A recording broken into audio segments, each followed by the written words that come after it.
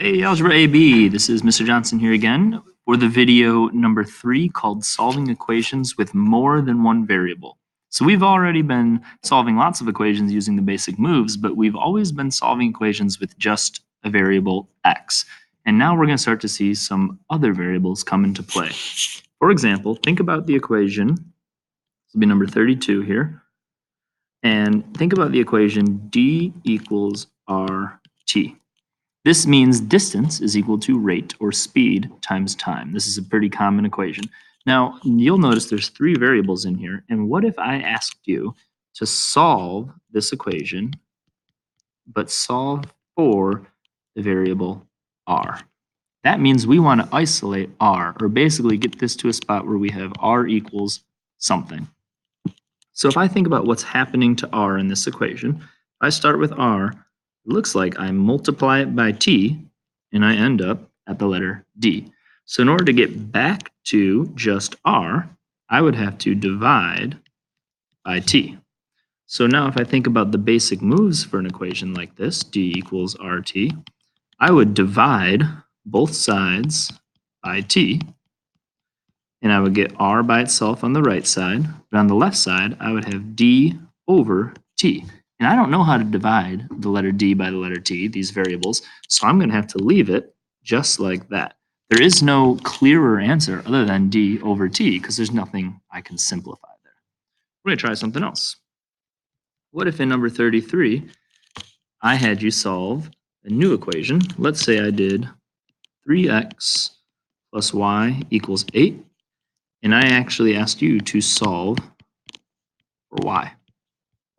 So again, this means I want to get y equals something. And it might be in terms of x.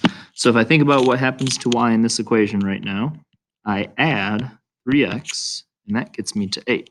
So in order to get back to y, I'm just going to have to subtract 3x. So if I subtract 3x from both sides, I get that y is equal to 8 minus 3x. Now here, I can't subtract these two terms because they are not like terms. So again, I'm done, even though it looks a little bit messy.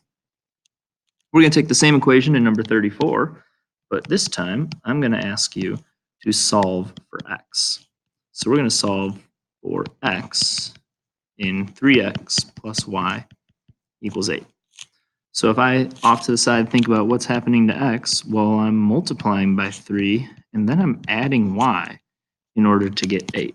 So if I were to backtrack, I'd have to subtract y and then divide by 3. So I'm going to do that with the basic moves. I have 3x plus y equals 8. Subtract y from both sides. That gives me that 3x equals 8 minus y. And again, nothing I can really do with 8 minus y there. So now if 3x, if 3x equals 8 minus y, I'm going to have to divide by 3 to get x alone. 3 divided by 3 is just 1. I get x equals, and there's not a whole lot I can do with 8 minus y over 3. I can't divide 8 by 3. I can't divide y by 3. So this is as simplified as it gets. All right, we're going to do one more here. This is number 35. And in number 35, we're going to start with the equation 4x minus 8y equals 12. And we're going to solve for x and for y here. And I'm going to do it off to the side up here. So first, let's solve for x. So that means I'm going to want to get x equals something. So in this equation, 4x minus 8y equals 12. In order to get x by itself, first I have to get rid of what's subtracting, which is that 8y. So I'm going to add 8y to both sides. Let's bring me up here. This gives me that 4x is equal to 12 plus 8y. Now the last thing that's happening to x is it's being multiplied by 4, so I'm going to take everything and divide it by 4. Now I have just x equals 12 plus 8y over 4. Well, here I actually notice there can be some reducing. 12 is divisible by 4, and 8 is divisible by 4. So instead of leaving it like this, I should simplify and get that x is equal to 3 plus 2y. 12 divided by 4 is 3. 8y divided by 4 is 2y. And there is our answer for solving for x. We're going to take that same equation, 4x minus 8y equals 12, and now I'm going to solve it for y. So we're going to say solve for y. So what's happening to y? I'm multiplying it by negative 8, and then I'm adding this 4x. So I'm going to subtract 4x from both sides. Negative 8y equals 12 minus 4x. Now I see that y is being multiplied by negative 8. I'm going to divide everything by negative 8. That gives me y equals 12 minus 4x over negative 8. Now 12 is not divisible by negative 8, and negative 4x is not divisible by negative 8.